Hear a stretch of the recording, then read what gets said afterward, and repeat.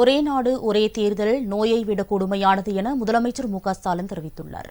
மத்திய அரசு இந்தியாவில் நடைமுறைப்படுத்த விரும்பும் ஒரே நாடு ஒரே தேர்தல் குறித்து நாடாளுமன்றத்தில் அளித்துள்ள முன்மொழிவு கூட்டாட்சியையும் நிர்வாகத்தையும் ஜனநாயக கொள்கைகளையும் வாக்காளர்களின் ஆணையையும் தீவிரமாக பாதிக்கிறது என அவர் வெளியிட்டுள்ள அறிக்கையில் குறிப்பிட்டுள்ளார்.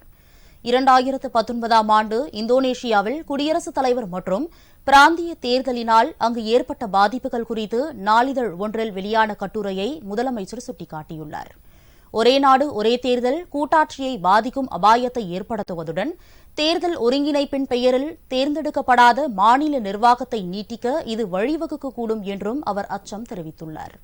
தமிழ்நாடு அரசால் அமைக்கப்பட்ட மத்திய மாநில உறவுகள் குறித்த நீதிபதி குரியன் ஜோசப் குழு தனது அறிக்கையின் முதல் பகுதியில் இந்த மசோதாவை திரும்பப் பெற வேண்டும் என்று பரிந்துரைத்துள்ளதை தமிழ்நாடு அரசு ஏற்றுக் கொண்டுள்ளதாகவும் ஸ்டாலின் கூறியுள்ளார். ஒரே நாடு ஒரே தேர்தல் முன்மொழிவால் வாக்குறுதி அளிக்கப்படும் நன்மைகள் மிகைப்படுத்தப்பட்டவை, ஆனால் அதன் கட்டமைப்பு பாதிப்புகள் ஆழமானவை. இது அரசியலமைப்பின் அடையாளத்தையே மாற்றி அடிப்படை அமைப்பை கொள்கை மீறுகிறது. இந்தோனேஷியாவின் தவறை இந்தியா மீண்டும் செய்யக்கூடாது என்றும் முதலமைச்சர் கேட்டுக் கொண்டுள்ளார்.